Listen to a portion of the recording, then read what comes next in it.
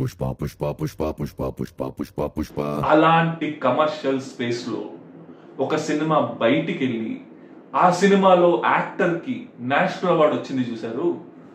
That is the achievement.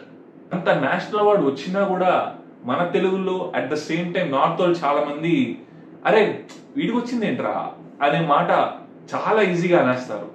కానీ వాళ్ళందరూ especially north people మర్చిపోయింది ఏంటి అంటే ఇది ఒక తెలుగు సినిమా. సో యాక్సెంట్ అనే పాయింట్ ని కంప్లీట్ గా మిస్ చేశారు.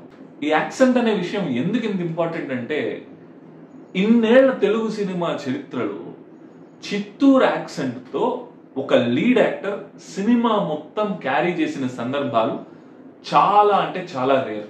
ఈ సినిమాకి ముందు నాని గారు కృష్ణార్జున యుద్ధం అనే సినిమాలో యూజ్ చేశారు, కానీ ఆ సినిమా అంతగా ఆడలేదు. దానికి ముందైతే దాఖలాలు శూన్యం అనే చెప్పాలి. అట్లాంటి ఒక అండర్ రేటెడ్ ఇగ్నోర్డ్ యాక్సెంట్ ని తీసుకొచ్చి కంప్లీట్ గా మెయిన్ స్ట్రీమ్ చేసి పడేశారు మన అల్లు అర్జున్ గారు. That is the silent force.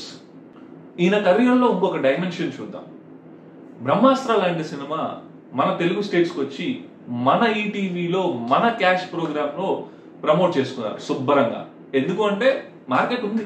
కానీ మన తెలుగు హీరోస్ బయటికి వెళ్ళి వాళ్ళ సినిమాని ప్రమోట్ చేసుకోవడం అనేది చాలా అంటే చాలా రేర్, ఎస్పెషల్లీ చెన్నై మార్కెట్స్.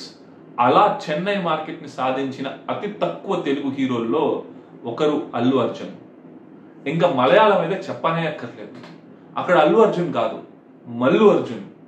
మన దగ్గర అట్టర్ ఫ్లాప్ అయిన బద్రీనాథ్ లాంటి సినిమా అక్కడికి వెళ్ళి సూపర్ హిట్ అయిపోయింది.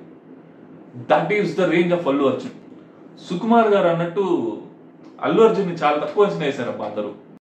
పుష్ప పుష్ప పుష్ప పుష్ప పుష్ప పుష్ప పుష్ప పుష్ప పుష్ప పుష్ప పుష్ప పుష్ప పుష్ప పుష్ప